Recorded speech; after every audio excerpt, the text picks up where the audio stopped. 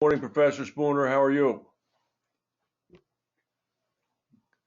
Good morning, Frank. I'm fine, thank you, and I hope you are too. Good, thank you. What's on my mind this week is the way the world is continuing to change, and especially the problem of organizing society and the way that problem has changed in the last 10,000 years since we began to settle. So that's essentially the relationship between not only between society and culture, but on the growing problems that we've had in actually managing society. And after we began to settle, not much more than 10,000 years ago, everybody got on along with each other perfectly well because they needed to know each other well, and so they could depend upon each other and work together. And then when in their adaptation to climate change, they began to cultivate, they started to own land. Mm-hmm. And that's when the problems began. And so, in fact, for a very long time, starting not much less than 10,000 years ago, probably just about that, up until very recently, land ownership was the most important thing in the way the society was organized. But already starting about 300 years ago, land began to be superseded as an organizing factor by money. Mm-hmm.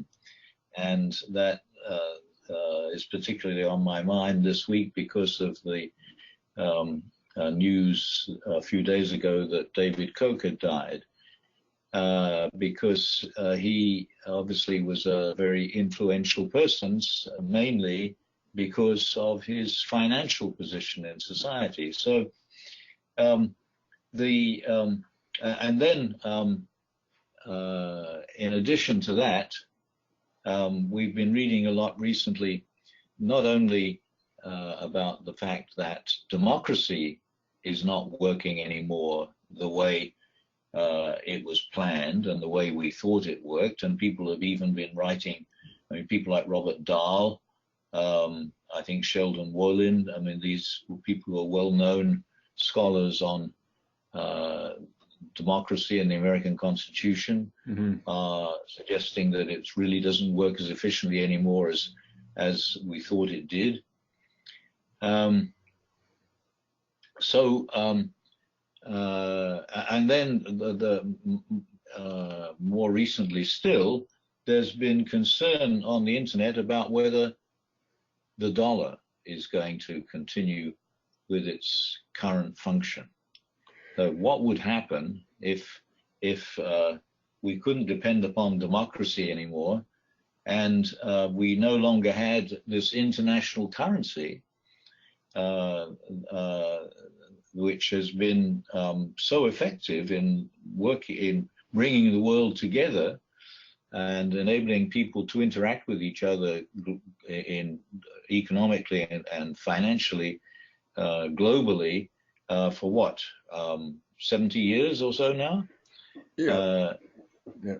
So you raise a couple of interesting points. I mean, the first thing that struck a bell as you were talking is when you were talking about 10,000 years ago when people began to settle and began to own property.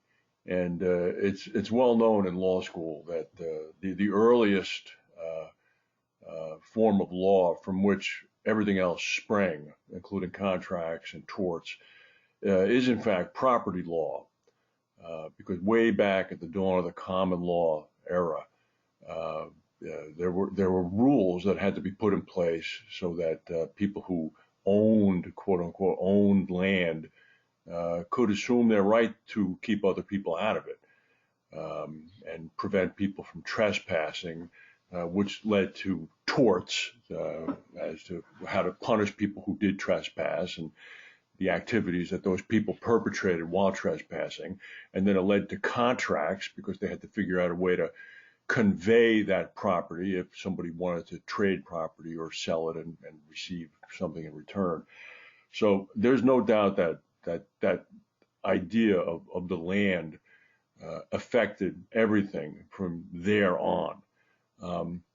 The other thing that strikes me is when you were talking about how people began to settle as a reaction to climate change.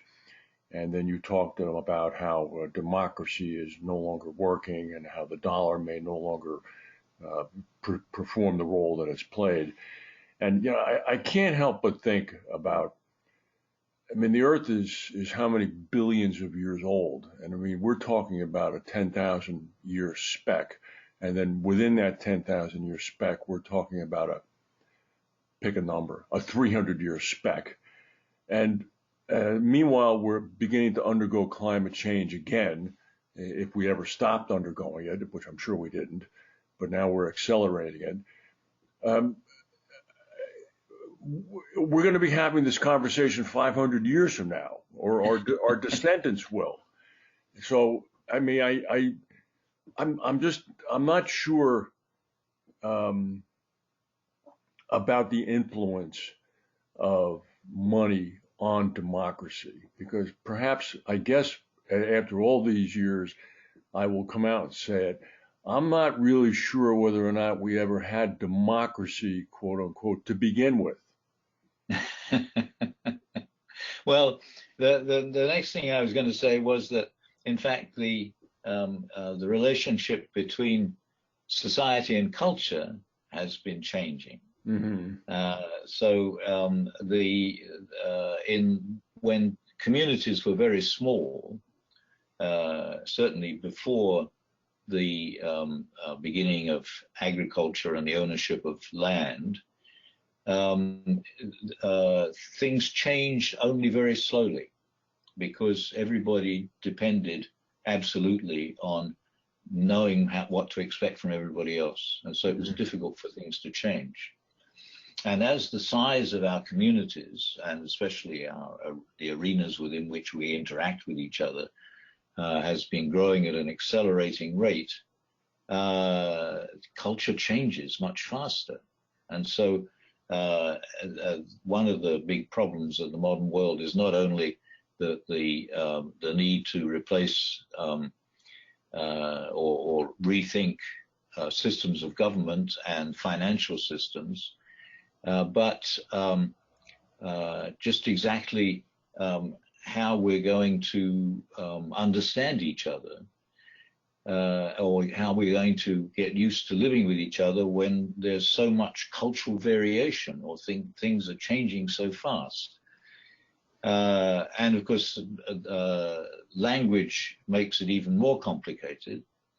And I think we've said before that it's been amazing how English has been spreading over the last few decades at an accelerating rate, so that even in Paris now you can speak English to everybody. But in fact, and the Chinese who are colonizing Africa do it with English rather than Chinese. Nevertheless, it looks, there are various things have been said recently that make it appear that the future of English may have similar problems to the future of the dollar. So our relationship to language, which is of course an extension of culture, is probably changing as well. And to make things even more complicated, we used to the nation state is not doing so well as it has done over the last 100, 200 years. And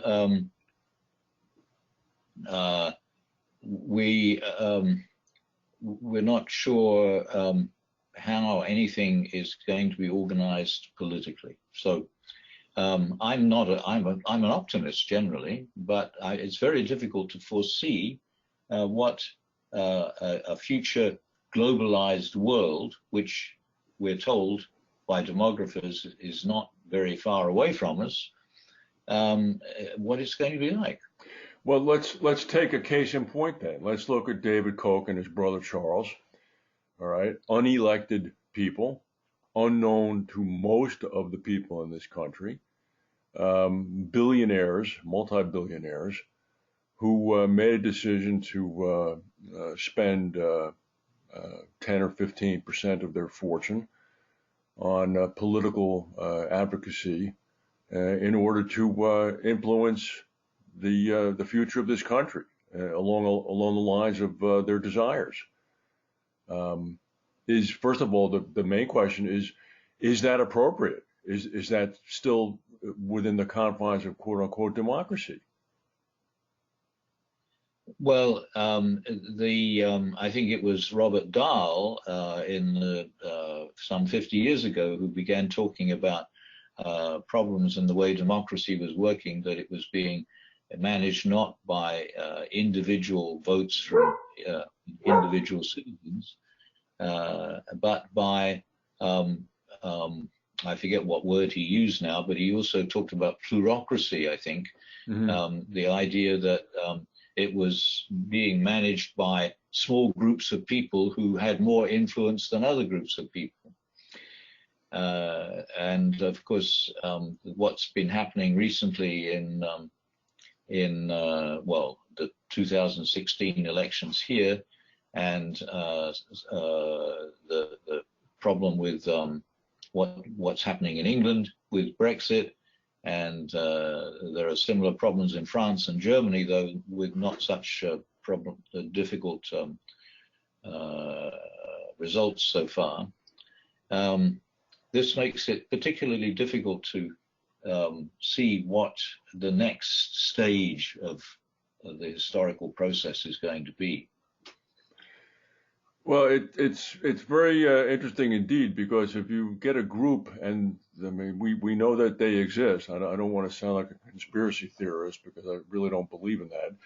But if you get a group of 10 people with $1 billion each in assets, who have made a determination that they want to affect the political, let me put it less nefariously, that they have their own views as to way society should be run and want to get involved politically, but don't want to run for office and wish to contribute money to support people who espouse their causes.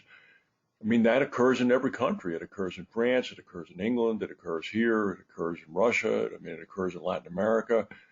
And you're right, Dahl is correct. It's a disproportionate effect. I mean, David Koch could only have voted one time, just like me. But how many times did David Koch actually vote because of his political influence created by his money? It's been said that, in fact, all these systems basically depend upon trust. Mm-hmm. And trust was facilitated in the past by religion. So everybody was Christian, everybody was Muslim, or something like that. So that there were values that everybody maintained. But that is doesn't work anymore the way it used to. So everything that we were depending upon, the more analytically we look at it, seems to it's difficult to understand how it's going to continue. If the financial system were to break down, and of course we saw what happened with what is now called the Great Recession just 10 years ago,